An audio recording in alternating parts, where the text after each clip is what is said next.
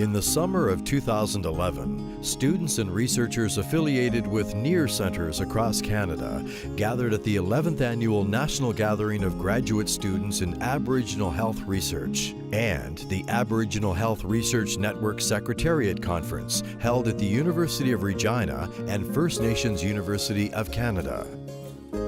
Over 3 days, funders, graduate students, lead researchers, as well as respected Aboriginal community members and partners presented many different perspectives on the advancement of Aboriginal health research in Canada.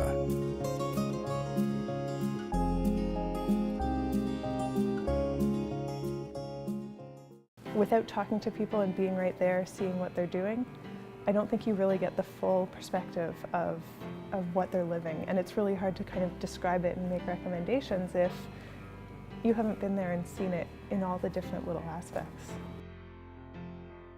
I think far too often researchers kind of go in, they do their research, they collect their data, they disseminate their results, and then they leave, and the community doesn't hear from them again. So I think, for me, it's really important to do something that, I guess not only benefits my research, but is doing something to help the communities as well and to benefit them. IHRDP, it's Indigenous led. It engages the community, and that's a minimum requirement that's needed. Aboriginal people need to be involved. It has to be a partnership that is sort of a two-way. It has to be sort of a researcher that has some passion around a topic or an area, and it has to be a community that also has a passion around a need or an opportunity, and there's almost like this symbiotic synergy that is seen between the two, and I sort of view it as win-win.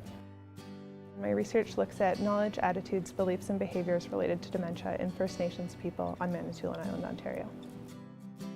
It's really important now to kind of get a sense of how people understand the disease, how it's being experienced and dealt with, so that we can see if the services that are available are relevant, if the screening tools make sense, if this can be identified and people can get the help they need.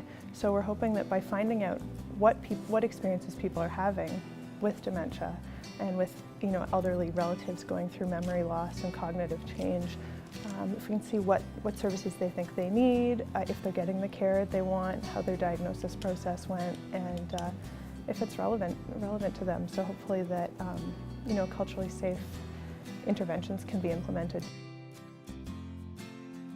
My research topic is HIV among Aboriginal people, specifically looking at HIV drug treatment.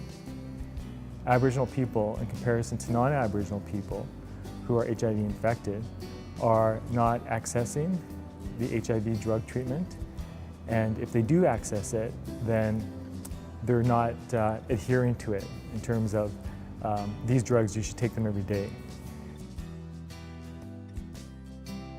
So the hope of my research is one, that it will create new knowledge that Aboriginal people can use, and other people, like their care providers, other parties, whether it's policymakers or anyone else, that can use this information to develop effective health systems and health policies and services to improve the health of Aboriginal people who are living with HIV and AIDS.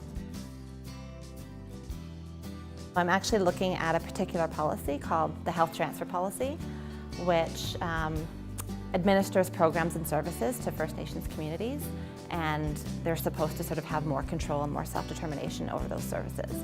So I'm looking at the relationships between governments and communities in terms of community-controlled healthcare in that particular policy.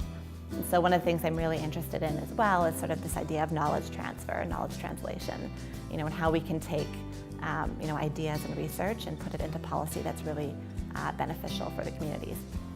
Well, I think the solutions for Aboriginal health problems or opportunities come from the community. We often sort of have this perception that these communities are in crisis, and there's chronic health conditions and TB outbreaks. But I think I think certainly those are big issues and they are occurring, but they're often overshadowed by some really good things that are occurring in communities, and there are really great partnerships that are going on between government and communities, and we are seeing success stories. So and we are seeing that communities are really resilient.